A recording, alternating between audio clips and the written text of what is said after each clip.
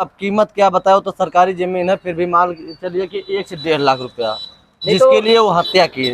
मृतक का चचेरा भाई थे, उनको दौड़ा लिया रमेश ने, वो चिल्लाते हुए भाग गए। हम लोग मांग कर रहे हैं कि सरकारी जमीन है और बाबा जी का बुलडोजर का इंतजार है कि आवे, उनका जमीन अवैध कब्जा है, सरकारी जमीन है, गिरावे। बच्चियां हैं आज अनाथ हो गई हैं, कोई चिराग जलाने वाला नहीं है। एक लड़की उनकी है, वो खिलाड़ी है, उसको नौकरी दे जाए।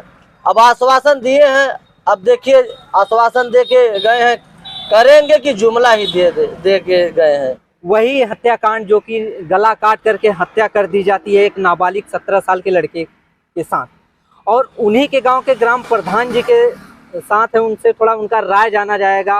ऐसा था कि 30-35 साल पुराना विवाद था जी, जिसमें ग्राम समाज की ज़मीन है, सरकारी ज़मीन है, 932 नंबर है, जिसमें कि उसमें हमारे बब्बा प्रधान थे जी, जो मृतक परिजनों के 40 एक पट्टा भी किए थे जी।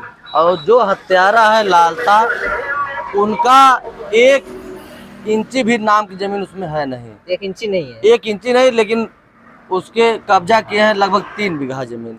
मतलब नाम भी नहीं, उसके बाद 3 बीघा जमीन कब्जा भी कर चुका है। कब्जा भी किए हैं। और मामला कितने का था? 1 से 1.5 बिस्सा। 1 से 1.5 बिस्से का। उसकी अब कीमत क्या बताओ, तो सरकारी जमीन है, फिर भी मान चलिए कि 1 से 1.5 लाख रुपया, जिसके लिए वो हत्या किए। सही रूप में देखा जाए तो ग्राम समाजी जमीन जो होती है उसका सर्वे सर्वा ग्राम प्रधान होता है, तो आपने वहां पर जाकर मतलब कुछ समझाने बुझाने की प्रक्रिया तो जरूर की होगी। एक बार ना, कई बार हम गए थे। उसके बाद आज के 5-6 महीना पहले जो विवादित जमीन था वो लालता को दे दिया गया था, जो हत्यारा था जी, उसको दे दिया गया कि जैसे भाई ग्राम समाज है, मृतक परिजनों को न दे के, चूंकि वो गरीब थे, वो डर रहे थे कि सरकारी जमीन में कुछ भी अगर हम बनवाएंगे, बाबा जी के बुलडोजर से सब इतने डर रहे थे कि हम कुछ वहाँ कुछ भी करेंगे सब टूट जाएगा। इसलिए जो विवादित जमीन था वो लालता को दे दिया गया था। वो दबंग किस्म के आदमी थे, और जो पट्टे की जमीन थी सामने, वो उन मृतक को परिजनों के नाम की जमीन थी, उनको दिया गया। 5-6 महीने पहले लालता ने बाउंड्री भी मार लिया था, विवाद भी खत्म हो गया था, कोर्ट में मामला चल रहा था। लेकिन उसमें ये सब हम लोग सोचे कि दोनों पार्टियों को जब कोर्ट फैसला देगी, लेकिन इन लोगों का इस समय मामला खत्म हो जाए, उसके बाद जो है उस मृतक परिजनों वाले सोचे कि अब तो विवाद खत्म हो गया, कोर्ट जो देगी फैसला देगी, वो सब संतुष्ट हो गए। फिर जो है जान लीजिए कि इसके मन में लालता को, रमेश को, लालमोहन को, शशांक को, सूरज को, राजकुमार को दिल में कालापन बैठा था। लेकिन वो सब तो ये सोचे कि अब कोई विवाद है नहीं। जिस दिन हत्या हुई उस दिन जी, तलवार निकाल के, एक हमारे रामजस वकील हैं, उनको चचेरा भाई है अनुराग का, मृतक का चचेरा भाई थे, उनको दौड़ा लिया रमेश ने, वो चिल्लाते हुए भाग गए। जो कि अनुराग ने सोया था, उसको कुछ पता भी नहीं था, दबा दिया जाता था। बाबा तो कहे थे कि अपराधी ने चौराहा नहीं डाक पाएगा, अपराधी ने गला काट के यहाँ से लखनऊ चला गया, कई 100 चौराहा डाक के। कि आपके तरफ से उस परिवार को न्याय दिलाने के लिए कुछ उचित कदम अब तक? देखिए, हम लोग शासन प्रशासन को, सरकार को गुहार लगा रहे हैं।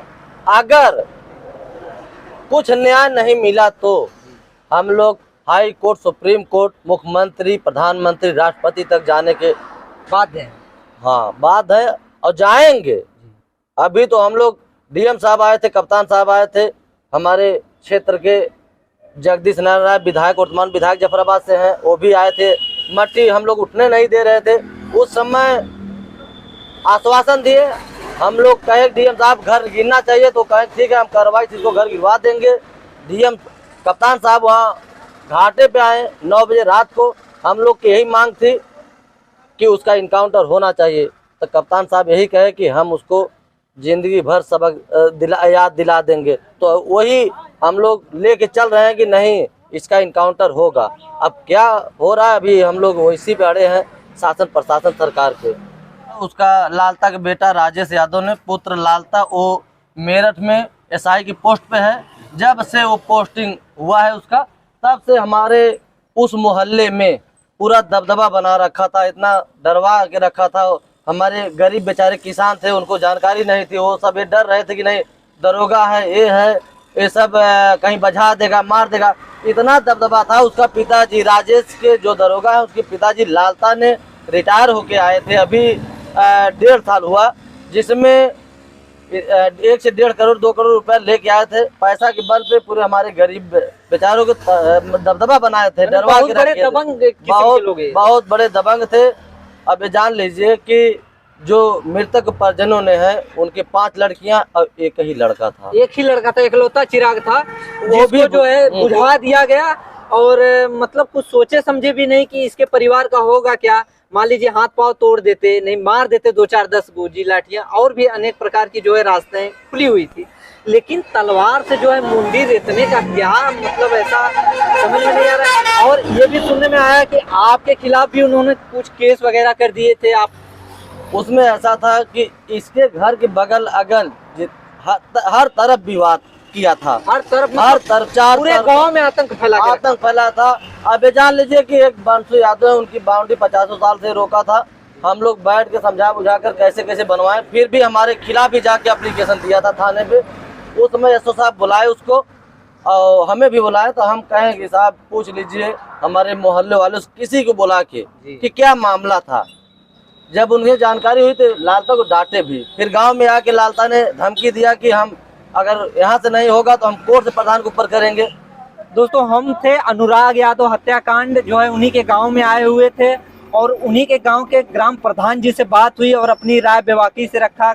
मतलब वहां पर 3500 साल से जो है उस पे पंचायत बैठ रही थी, किचाइन मगजमारी सब कुछ वहां पर चल रहा था।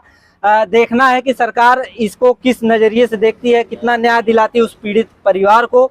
इसी तरह की न्यूज आप लोग को इस चैनल पे मिलते रहेंगे। तब तक के लिए इजाजत चाहेंगे। जय हिंद, जय भारत।